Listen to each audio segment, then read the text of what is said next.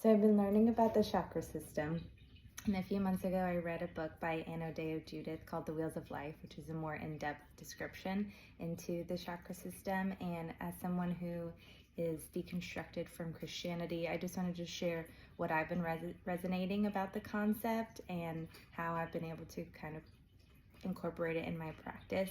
And I think the thing that I like the most deeply and connect to the most about the concept of the chakras is that there is this inner balance that you're seeking to find. And the story behind it is that the Hindu goddess Shakti, who is Mother Earth and creation, is in love with and forever trying to get to Shiva, who is the divine masculine and represents consciousness, and they become one through us as we can unite the what she calls the horizontal plane and the vertical plane. And through the chakra system, the word chakra means disc, you are able to progress in ever expanding levels of consciousness, which sounds really out there, but when you learn more about it, it makes a lot of intuitive sense. And the first chakra, which is called the root chakra, is located on the base of your spine. There are 7 chakras and they follow the color spectrum. So the first chakra is the color red, which has the slowest wavelength, is the coolest color. And it corresponds with the element of earth, which is the slowest and most substantive of all the elements as it progresses more and more up to the 7th chakra, which is the element of thought. So in the root chakra, you are learning survival and trying to become grounded in this body that you receive. And it made me think of, as a psychology student, Erickson's 9 stages of lifespan development, and how in that first stage you are learning trust versus mistrust. You know, is this world a safe place for me? Can I get my needs met? Can I get the resources that I need? And that being the focus of this chakra. And I'm going to, in more videos, get into each chakra, but I just wanted to apply how it's resonated with me in a post-Christian lens. And I think even just the concept of, when I mentioned balance, of like the divine feminine and masculine within the chakra system, because when you have a patriarchal, hierarchical God system, there is already an imbalance where there isn't any mother represented in the relationship. And then also this idea that we don't want to be only in the vertical plane where we have good ideas and we have good concepts, but then we're not actually seeing it manifested in our daily life. And so the importance of the root chakra, which corresponds with the body parts of like your fleshy body, your large intestines, your root ganglia, your sciatic nerve. And the purpose of this chakra is to find security and safety and nourish your body. And once you have that established, moving into the next chakra, which I'll get into in the next video. So moving up the body from the first chakra to the second, we have the sacral chakra, which is located in the sacrum and encompasses all of the abdomen and reproductive organs. And this element is water. So we come from earth to water, where there is this dynamic change, there is fluidity, there is action, just as water molecules want to be together. We see this in the second chakra, which is the level of consciousness of desire and your sexuality, as well as nurturance and your primal instincts. And the body parts this corresponds to is the bodily functions, blood circulation, urinary tract, and reproductive organs. And this color is orange. And the level of consciousness is being able to take ownership of your sexuality, of the very natural impulses that we have. And I think as coming from a Christian lens where there's so much sexual shame and purity culture, where they try to deny those very normal urges and impulses that all humans have. That's my sourdough bread, so let me pause this. So getting back to the second chakra and talking about how sexual shame can really block your ability to connect to your natural state of seeking pleasure. And also when we've had trauma, either from having very toxic belief systems taught to us, or experiences with people, or people who've experienced abuse, then our ability to move towards pleasure is really inhibited. And so being able to create a positive relationship with sex, with intimacy, with going from one water molecule to two molecules is really important in our human experience. And I also wanted to clarify that I'm going through the chakra systems 1 through 7, but we don't necessarily move through them linearly throughout our life, because there might be an emphasis or a deficiency in one area based upon our life experiences and our socialization. So part of the attunement process is learning where do you create overemphasis in some of these areas versus where can you find balance. And so then the next chakra, moving into the solar plexus chakra, is located below your chest and is the color yellow. And this is the element of fire. So we're moving from water, which is a powerful element, but it also moves passively in the direction that it's already heading. And fire has a mind of its own, and this is the level of will and power, creativity, motivation, and self-esteem.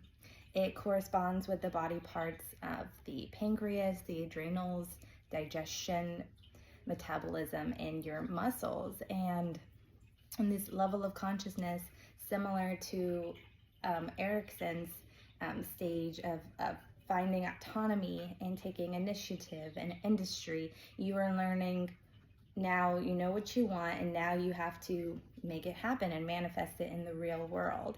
And I will say that I don't agree with the Wheels of Life's interpretation that all health complications are direct impacts of the chakra system, meaning she would say if you have a metabolism problem, that there is a third chakra deficiency, or maybe because you are wanting control, you use overeating or undereating as a way to control that. And my perspective is that there is not a cause and effect relationship between the concept of the chakras and your health, but there is an interconnected, interdependent relationship, where if we do have low self-esteem, or we do have powerlessness, that will show up in our diet and in our lifestyle.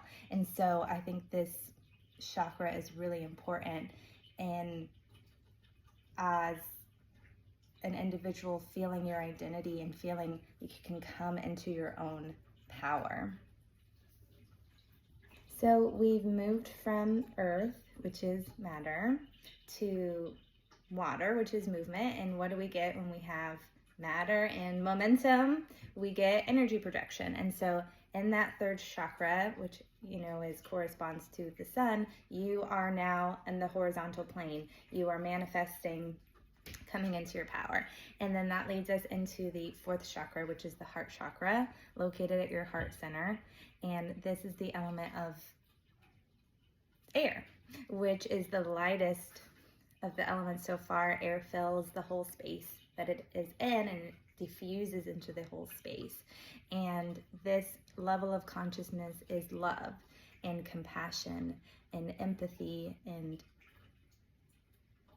it corresponds with the body parts, the lungs, the heart, the pericardium, the arms, and the hands. And in this level of consciousness, we are no longer only trying to make our will happen in the world and take care of our body and take care of our needs, but we are transcending the idea that we are one person and we are an individual to realizing we are connected with all of our loved ones, with people that we haven't met, with this idea that love is a immeasurable force that every human has experienced to some extent.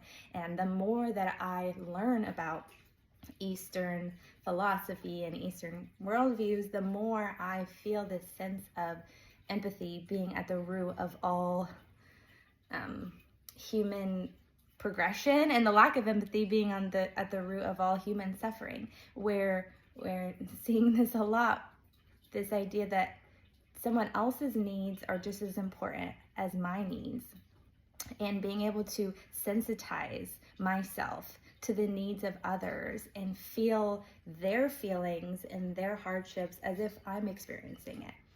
And the whole way that a child is brought into this world through the bond of a mother and their child, and when that child is in the womb, their first experience and their first things that they hear is the mother's heartbeat, and our heartbeat being with us in every moment, and our breath being with us in every moment is a really special thing to think about. And when we can embody this chakra, it brings healing and renewal, and we can form meaningful relationships where we are able to be more selfless and able to think of others before just thinking of ourselves. So the heart chakra was the color green. Now we move up to the throat chakra, which is the color light blue. And the throat chakra is associated with the element of sound. And in this level of consciousness, we are able to communicate and have self-expression, and there is a vibrational frequency that we're able to tap into in both the community, like your family and the people immediately around you, but also you're able to connect to people across the world. And the fact that we can talk and sing and create music and create art is a way of connecting the collective consciousness, and things that someone else has thought about hundreds of years ago, or someone else has thought about a completely different place and culture, I can connect to it and feel seen and feel known through this level of expression and communication is really powerful. The corresponding body parts with this chakra are the thyroid, the parathyroid, the neck, and the shoulders.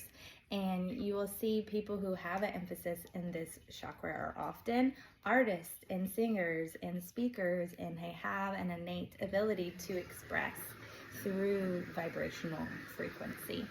And the purpose is to unite the collective consciousness and bring synthesis and integration between people who think they have nothing in common, but through this ability to unite, we notice our oneness. And now moving from the throat chakra to the sixth chakra, which is called the third eye chakra, located in the middle of your forehead. And this chakra associated with the element of light. And we've been talking about the light spectrum moving from coldest to hottest and most powerful. And in the same way, light is one of the fastest elements that we know. And the corresponding level of consciousness is our intuition and our spiritual insight and our ability to know things about people before we've even connected with them on an intuitive state, knowing that someone is going to be a really good friend, or knowing that an opportunity feels right for you, and having that amygdala limbic system response where you're not just using your prefrontal cortex to be like, why do I need to process this and analyze it? You're letting your body speak for you, and I think that level of consciousness can manifest some of the greatest things in our life, as well as our imagination and our spiritual connection and inner guidance. And this chakra corresponds to the eyes, the pineal gland. And when you are tapping into this, you're no longer just seeing the horizontal plane like we've talked about, but you're tapping into the vertical plane. And you're not just thinking about what life looks like now, but what it could be, what we want as a society, what we want as a community, being able to dream. And when we can dream, we can make those dreams a reality.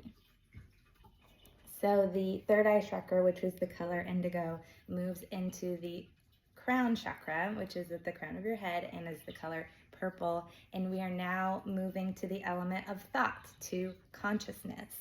And the purpose of this chakra is enlightenment and connection to the universe and transcendence.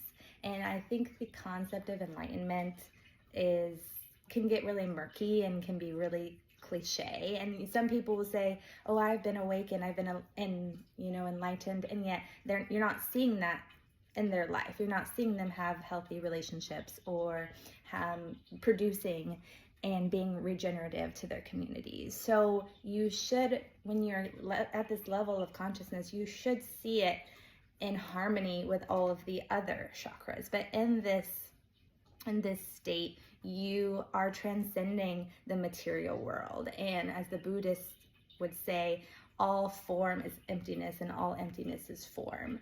We know that we are living this reality in which we have a body and we have, there's physics and there are rules to this universe, but at the same time, we're aware of how little we know and what is happening on other wavelengths and other realities, and the beauty of the cosmos and the fact that it is in this dance of circling and orbiting. And when you can allow yourself to go down this very magical thought process, I think it opens up also a connection to the cosmos that is really powerful. And it's the meaning that I needed coming from a background where I had a Christian paradigm and believed in the concept of heaven and an afterlife. And in this worldview, there's not certainty. There's not a clear path as far as where you go after death or what the afterlife looks like. But there is still this sense of magic and wonder that it fills me with, to think about the universe as an ever-evolving force towards love, towards connection, towards wholeness. And being able to talk to other people who are also seeking that level of transcendence is uniting and is empowering and healing. So I want to hear about your experiences with the chakra system. I'm viewing it as a symbolic way to connect to your body and connect to your consciousness. I may not see it as literal as some other people do, but I'm still very much learning, and I want to have more conversations with you.